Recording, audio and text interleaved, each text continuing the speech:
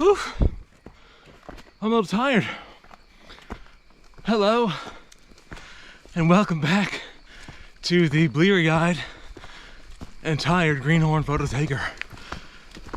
It is time for my annual pilgrimage to Cliff Park, PA, Pennsylvania, to try to take in a cloud inversion above the Delaware River.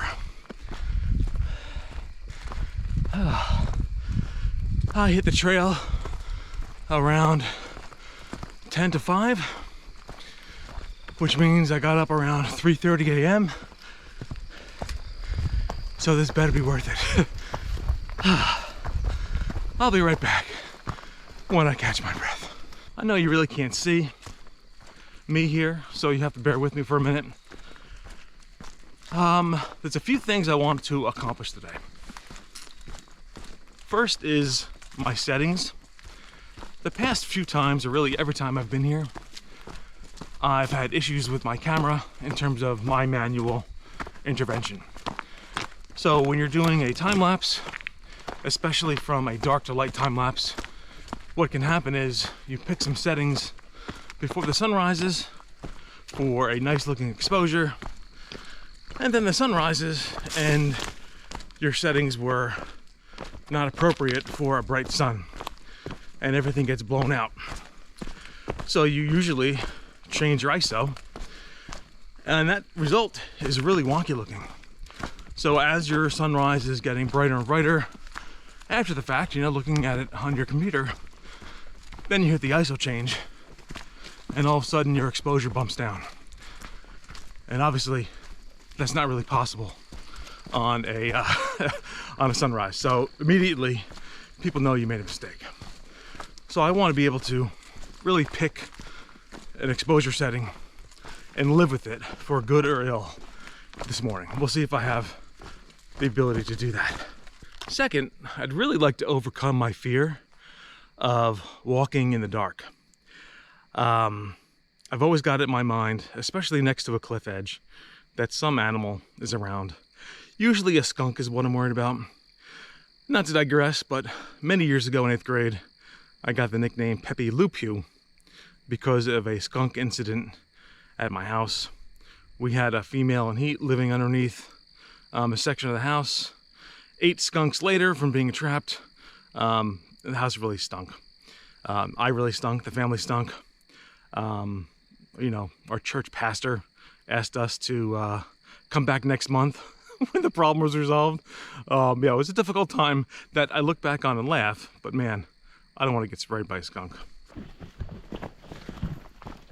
So I am already full of spider webs, but that's really good news. That means I'm the only one on trail, which I think is pretty obvious. And I guess other good news, I think I did well in terms of the timing. I woke up around 3:30. I hit the trailhead around 10 to 5. So that's good, plenty of time. And now we're just making our way to the spot I located last night or 2 nights ago to really dial in that composition. And we have about 10 minutes left, I'd say, on a 35-minute walk. I doubt you can see any of the footage I have up here. So what I'm probably showing you is footage from other hikes in this very location, but just during the day. This was the subject of a few vlogs in the past and a what makes this hike great.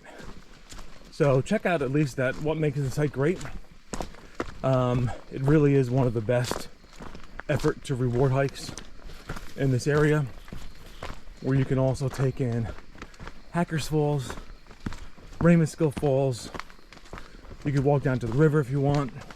There really is a lot to do in this exact area. Weather-wise, it's about 55. I can see there is already, as the either my eyes adjust or the sun's coming up, there's already a heavy inversion above the river. So hopefully that shows motion. That's what you really want in a time lapse like this, is the motion of the fog. Doesn't really matter how foggy it is, but as long as there's motion and you can see the ebb and flow of that fog back and forth, you should be good to go. Oh, well, that was fun. I just fell down on the trail. I have a coffee in my backpack that is now spilling down my back. Oh, that's not good.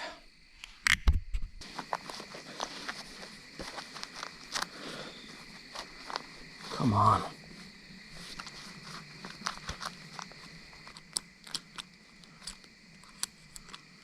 Come on.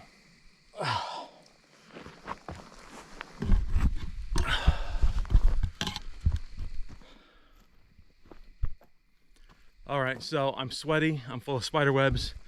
This coffee all down my backpack. I said it was in my backpack. It's on the outside. I'll check my camera once I get to the location, but really not a great start. Okay, the gear is fully intact with no spillage. One problem I don't love, I'll get down closer. Like the spot I scouted out is really close to the edge, and it seems a bit more harrowing in the dark. But hey man, looks like Larlene loves the shit out of you. So thanks, Darlene. So I want to try to show you what I'm looking at. I just took a 13-second exposure, a still, because the video, it's way too dark yet to pick it up. So this looks to be my starting point, and I'm on the cliff, obviously. Where's my finger? Right over here, that runs just above, I believe it's Route 209. And in this valley is a bunch of farmland and the Delaware River. So the fog inversion happens almost every night in the summer into the fall, where that cool water from the river helps generate this layer of fog.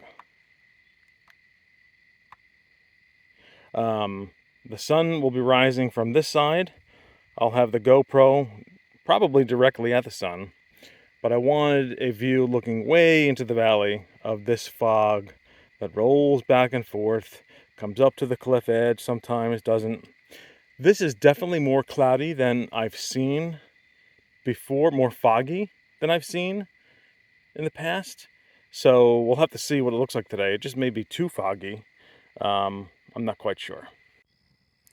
So this is definitely going to be the worst vlog of all time. I am all over the place.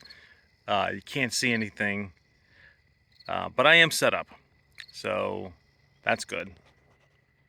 There is my Sony A6600. There is my GoPro, which I'm sure you can. Oh, there you go. There's the GoPro. It's around 6 a.m. and I am looking terrible. Jeez. I'm just waiting for the sun to happen. It's definitely lighting up a bit. And the fog, like I said, is really heavy. Here's a few stills I've taken so far. The fog is really heavy. So we'll have to see what this looks like. But overall, just a mesmerizing, serene scene. It's been a challenging morning to get up here. I fell, coffee spilled down my back. I had it on the outside of my pack in one of those sleeves, you know, a big large one from Quick Check. And when I fell, I felt the burning in my back. I was like, oh my gosh, I really hope the camera's okay. It ended up being fine, but I just smell like coffee. So we're just sitting and waiting. Let me see if something comes through on the camera. I doubt it. I'm filming on my Pixel 6 right now, since everything else is set up. Yeah, that's just not bright enough yet.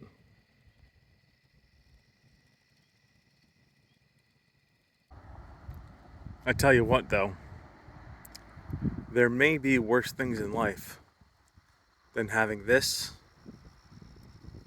all to yourself. Wonderful. All right, we're getting there. It's been an interesting transition. We are really socked in with fog.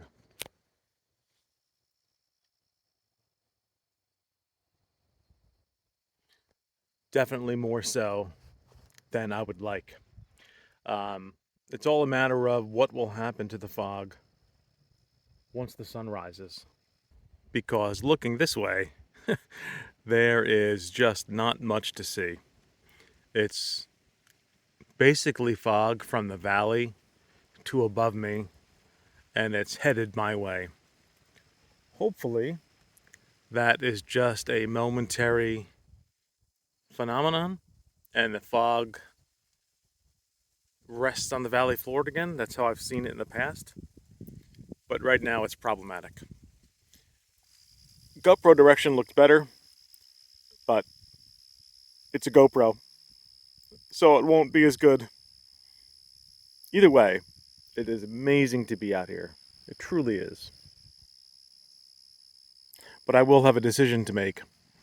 Um, at one point, if the fog stays decked in down this way, do I pick up the Sony and just start doing some handheld shots and give up on the time lapse? We'll see.